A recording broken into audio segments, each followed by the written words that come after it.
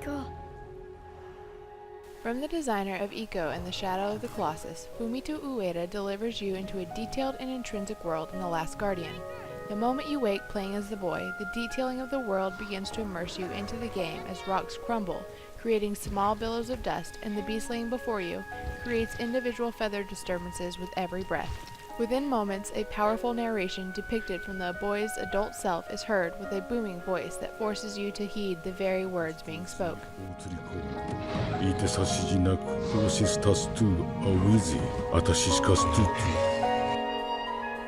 The Last Guardian has a subtle story that is slow to rise until mid-game, where the storyline becomes more thought-provoking and is open to some amount of interpretation from the player. The overall story is told through a number of scenes, with some action development cutscenes also placed throughout the game.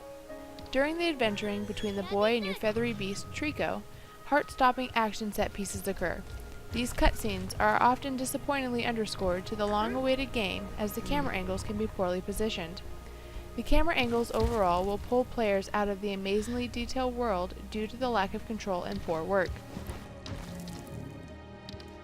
Along with struggling camera angles, the overall control during gameplay will frustrate and distract the player to the point where the world around you fades away. While the controls are heavily direction-based, with the triangle button prompting jump actions and the X button prompting descending or crouching actions, boy may not do as prompted.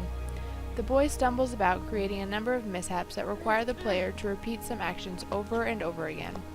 Throughout the game, the player is awarded the opportunity to encourage Trico with some commands. This can be useful at times, but Trico acts much like any real animal. He takes his time and at times needs food for encouragement.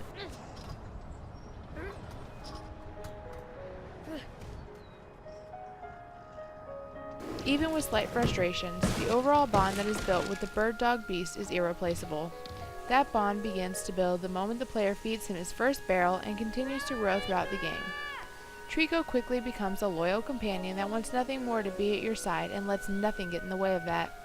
The rise and fall of tense excitement with slight enemy interactions and gameplay moments are beautifully depicted by the soundtrack within the game. The music is accurately composed, informing the player of how Trico may be feeling, as well as dangers that may lie ahead.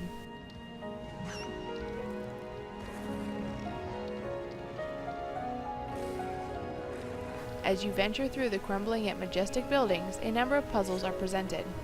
The design of each puzzle is slightly different from each other, causing the player to stimulate the mind instead of causing repetitive actions, ensuring the player doesn't get complacent. While some of the puzzles are finicky and require specifics, most are thought-provoking but nothing too hard for a player to put down the game for good.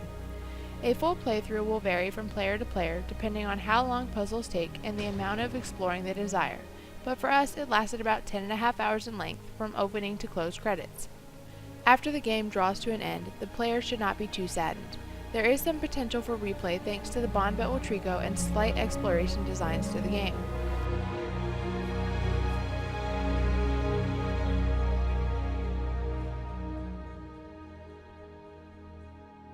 Overall, The Last Guardian is a beautifully detailed game that has downfalls with poor controls and aggravating camera angles that lead to complications during gameplay. The puzzles were meant to stimulate the mind, but were not so mind-boggling that they kept the player from getting bored and complacent. The Last Guardian is a fun game that leads to hours of gameplay where you build a deep bond with a majestic and loyal beast. The struggles and triumphs leave the player intrigued, immersed, and holding their breath. While The Last Guardian allows you to be immersed and build bonds, all while pulling through puzzles and facing enchanted enemies, the complications of control mechanics and poor camera angles cannot be completely forgiven. These downfalls heavily affect gameplay capabilities and the love of the game.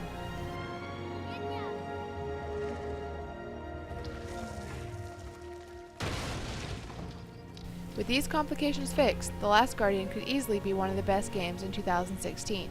But the problems are dated and not something that should be affecting such a long-awaited game. Overall, BitPlease gives The Last Guardian 3.5 out of 5 hearts.